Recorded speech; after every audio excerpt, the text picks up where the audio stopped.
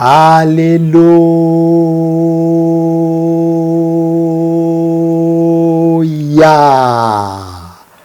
Amen, amen, amen. Oh, je suis dans la joie. Une joie immense. Alléluia. Pourquoi je suis dans la joie? Je suis en train, je sens en moi le feu du Saint-Esprit brûler en moi. Oh, quelle joie, Seigneur. Frères et sœurs, je suis dans la joie de revenir sur ce plateau. C'est par la grâce de Dieu que la parole de Dieu sera encore transmise sur cette chaîne, les ouvriers de 17 heures. Comme quelques-uns parmi vous le savent, ça fait un temps qu'on avait ouvert cette chaîne, mais après un temps, on a fait face à des obstacles. Des obstacles qui ne manquent jamais dans l'œuvre de Dieu. On a fait face à ces obstacles et cela ne nous a pas permis de continuer à transmettre le message sur cette chaîne. Mais par la grâce de Dieu, aujourd'hui, nous sommes revenus. Alléluia. C'est pourquoi j'ai dit que je suis dans la joie. Comprenez mon émotion. Oh. Je m'appelle Patrick Amanzi, je suis marié et père de 3 enfants. Je suis évangéliste, pasteur également. Et par la grâce de Dieu, Dieu m'a fait grâce de proclamer sa parole, surtout dans ces temps derniers. Mes frères et sœurs, je vous invite aujourd'hui à reprendre avec nous, ou bien d'être dans la joie avec nous, afin que nous puissions encore transmettre le message de Dieu à travers cette chaîne. Comme vous le savez, Dieu avait prévu ces genres de canaux pour que le message de Dieu, pour que l'évangile puisse aller jusqu'aux extrémités de la terre. La parole de Dieu nous le dit clairement. Une fois on verra ça, on doit savoir que Jésus est à la porte, puisque c'est l'un des signes que Dieu nous a donnés. Quand la parole de Dieu sera transmise au monde entier, ainsi sera la fin. Matthieu 24, 14, si je ne me trompe pas. Avant tout, je dois prier. Oui, je suis dans la joie, mais la prière avant tout. Seigneur, je te remercie de la grâce que tu nous as faite aujourd'hui. Merci pour ton amour. Aujourd'hui, nous sommes revenus sur ce plateau. Ce n'est pas parce que nous l'avons souhaité, Seigneur, c'est parce que toi, tu l'as voulu. Tu nous as appelés, on a répondu à ton appel et nous voici, Seigneur. Envoie-nous au nom puissant de Jésus-Christ. Je prie pour toute personne qui suivra cette parole. Je prie pour toute personne qui s'abonnera sur cette chaîne. Je prie pour la personne, Seigneur, par laquelle tu es passé, afin que cette chaîne reprenne ses émissions au nom de Jésus-Christ. Je te remercie, Seigneur. Quand tu donnes la vision, tu donnes aussi la provision. Aujourd'hui, tu as donné la provision pour que nous puissions reprendre. Nous te disons merci. Viens, Seigneur, conduis-nous, dirige-nous, inspire-nous, Saint-Esprit, par ta grâce et par ton amour. C'est dans le nom puissant de Jésus-Christ que nous avons ainsi prié. Amen. Chers frères, je remercie le Seigneur. Nous allons aller tout droit vers le but. Comme tu l'as lu, ou bien comme vous l'avez lu, je vais vous voyer, mais aussi je vous demande la permission de vous tutoyer. N'est-ce pas? Nous sommes une famille pour le moment. Merci de votre accord. Comme tu l'as vu ou bien comme tu l'as lu sur ton écran, que ce soit l'écran de téléphone, un laptop, votre téléviseur, tu l'as lu, il y a le titre ou bien le thème d'aujourd'hui, c'est le compte à rebours a commencé. Dans 1 heure, tout s'effondre. Je répète, le compte à rebours a commencé. Dans 1 heure, tout s'effondre. La question qu'on peut se poser maintenant, qu'est-ce qu'un compte à rebours? De façon générale, un compte à rebours est un compte vers une fin connue. Il peut s'agir par exemple du compte à rebours de secondes avant le départ d'une course, des minutes avant une explosion, que je vais vous expliquer tantôt, des jours ou des années avant un événement important. Une explosion. Revenons un peu à ces mots explosion. Imagine-toi, tu es dans un immeuble de 25 niveaux, bien 30 niveaux. Tout d'un coup, il y a une alerte qui sonne. Et déplacez-vous le plus vite possible. Il n'y a pas d'ascenseur puisque l'électricité a été coupée pour éviter tout risque. Et tout d'un coup, une alerte qui vous demande de descendre le plus vite possible car il y a une bombe qui va exploser. Dans l'immeuble, il y a des malfaiteurs qui ont installé une bombe et ça va exploser dans peu de minutes. Et vous n'avez que quelques minutes. Il commence à compter de 10 jusqu'à 0. 10, 9, 8, 7, 4, 2, 1, 0. Et à 0, la bombe allait exploser. Imagine-toi si tu te retrouves dans une telle situation, ou bien moi je me retrouve dans une telle situation, quelle sera ma réaction? Et aujourd'hui, le compte à rebours a commencé. Il y a une fin imminente qui s'annonce. Toi et moi, nous sommes en train de recevoir une alerte venant du Seigneur. Je te demande, mon frère, que le Saint-Esprit puisse t'inspirer afin que tu puisses comprendre ce message, non seulement le comprendre comme un homme, mais le comprendre comme un homme spirituel, afin que tu puisses avoir la révélation profonde de ce qu'on est en train de te transmettre. Chers frères et sœurs, comme je vous l'ai déjà dit, c'est une grande joie pour moi que Dieu nous ait à nouveau permis de commencer à partager ce message sur cette chaîne. Cependant, certaines personnes peuvent se poser des questions. Bien sûr que oui, je le crois. Et nous sommes prêts à y répondre et à tout expliquer. La première question que tu peux te poser peut-être, qui est cette personne qui nous apporte ce message? Ok? En fait, je m'excuse, une fois, si tu entends de bruit dans le son, il y a une forte pluie, donc essaye juste de comprendre et d'être tolérant, n'est-ce pas? Je m'appelle Patrick Kamanzi, comme je vous l'ai dit pendant que je faisais mon introduction. Je suis marié et père de 3 enfants. J'ai 50 ans.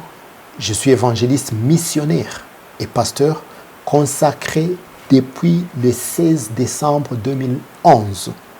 Cela fait donc 14 ans que je suis dans le ministère. Je vis à Kigali, la capitale du Rwanda, un très beau pays aux 1000 collines. Je voyage dans différents pays, là où Dieu ouvre les portes pour annoncer la bonne nouvelle de Jésus-Christ. Rien que la bonne nouvelle de Jésus-Christ. La deuxième question qu'une personne peut se poser, quelle est votre mission?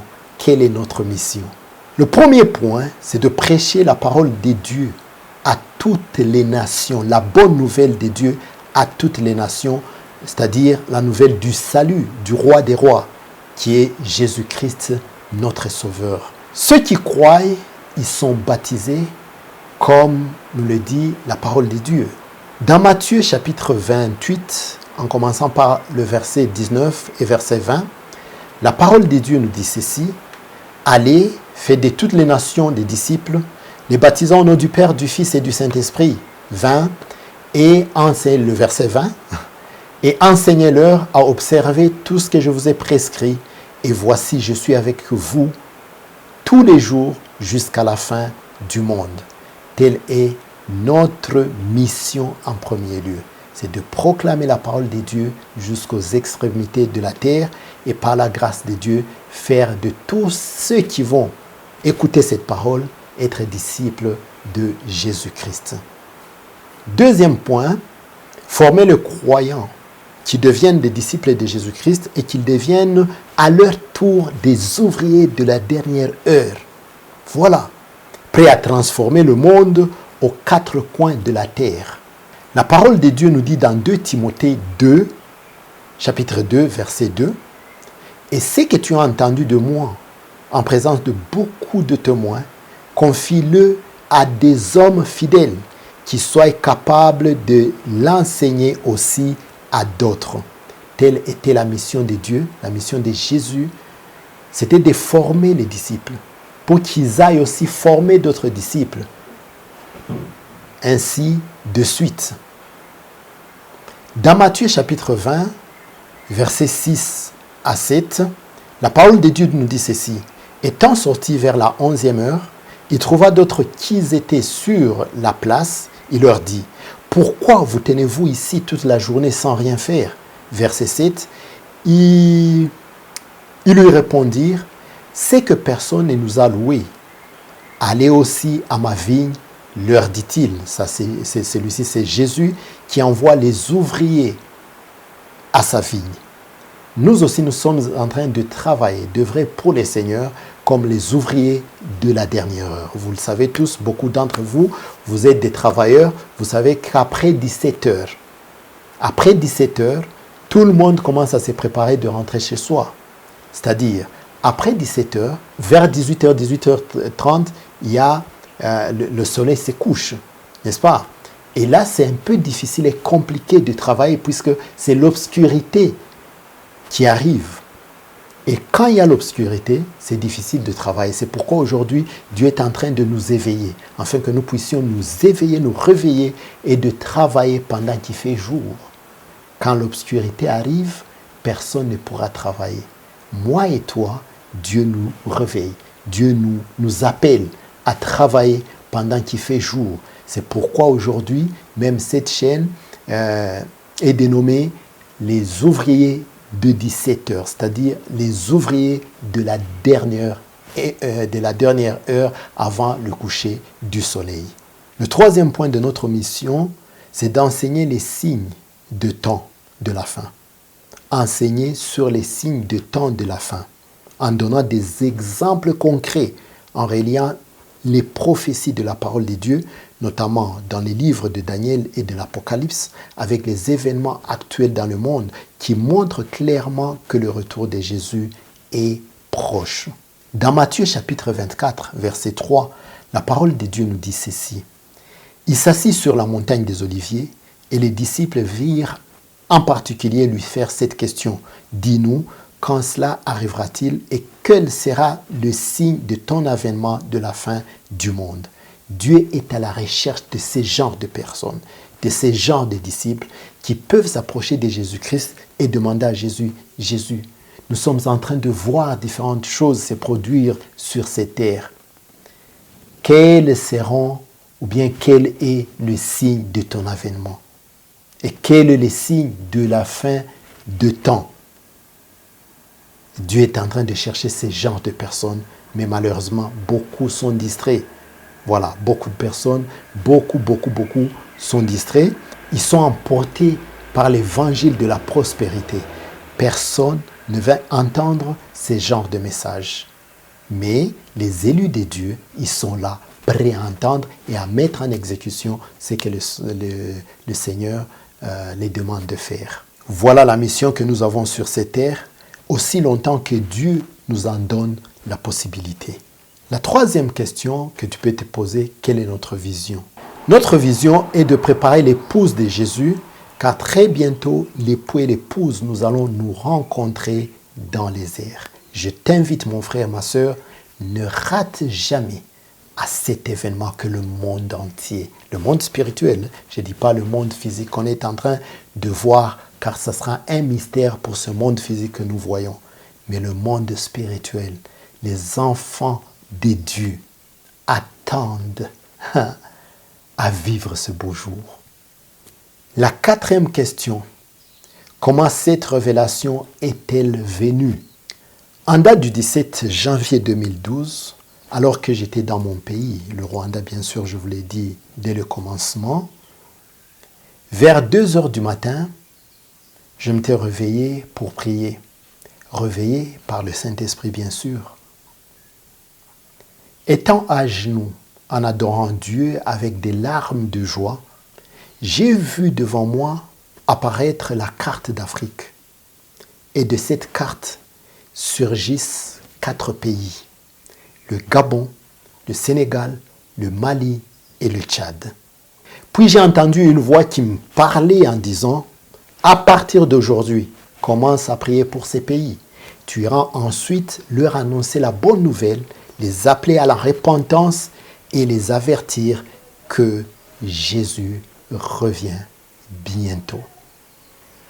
J'ai prié pour ces nations pendant 2 ans, jour après jour.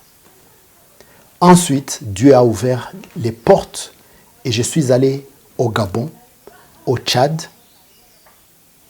au Sénégal, puis récemment au Mali en juillet 2023. En 2016, alors que j'étais en Belgique où j'ai vécu pendant 5 ans, j'ai entendu une voix, la voix de Dieu, me dire ceci.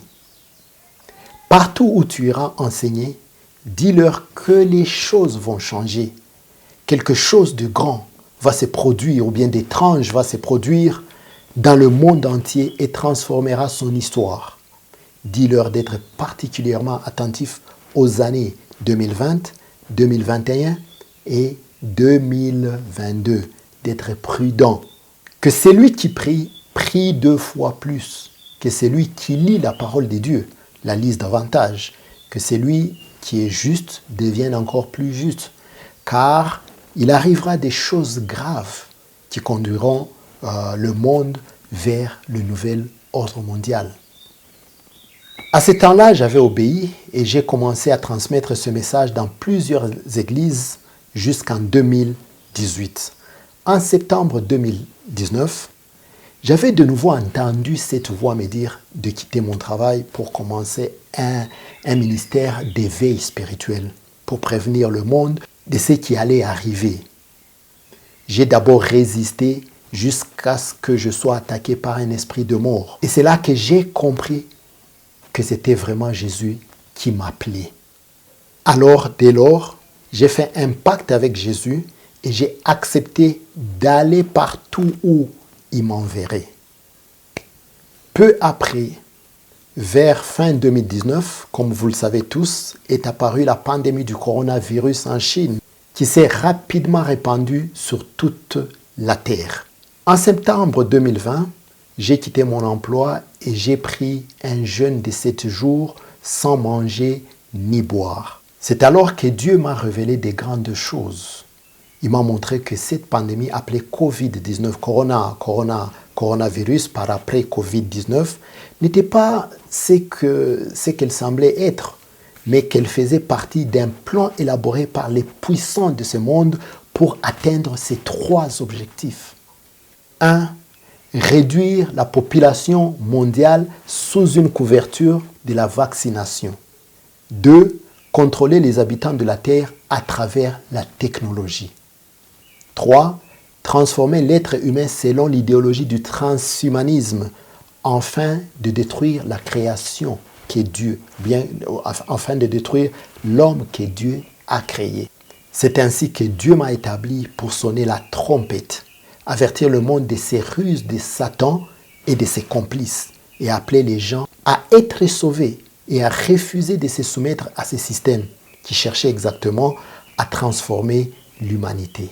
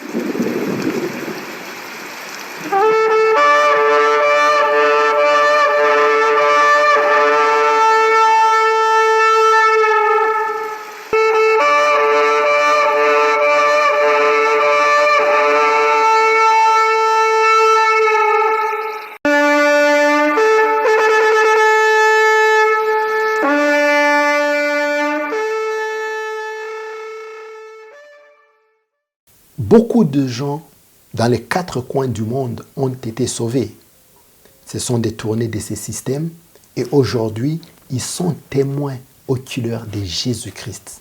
Et toi qui écoutes ce message, je te prie de te réveiller. C'est une sonnette d'alarme qui sonne dans tes oreilles. Partons ensemble dans ce long voyage spirituel pour que tu comprennes davantage des vérités qui peuvent sauver ton âme. Viens, commençons cette marche ensemble et surtout sois attentif à la suite. Que Dieu vous bénisse abondamment. Et toi qui n'as pas encore reçu Jésus-Christ comme ton Seigneur et Sauveur, ceci est la bonne occasion, la plus bonne occasion de ta vie.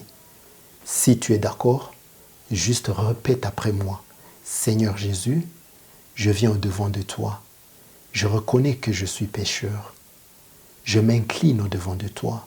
Je te demande pardon. Pardonne mes péchés. Je te reçois comme mon Seigneur et Sauveur. À partir d'aujourd'hui, inscris-moi dans le livre de vie. Père, que je sois ton fils et que tu sois mon Père.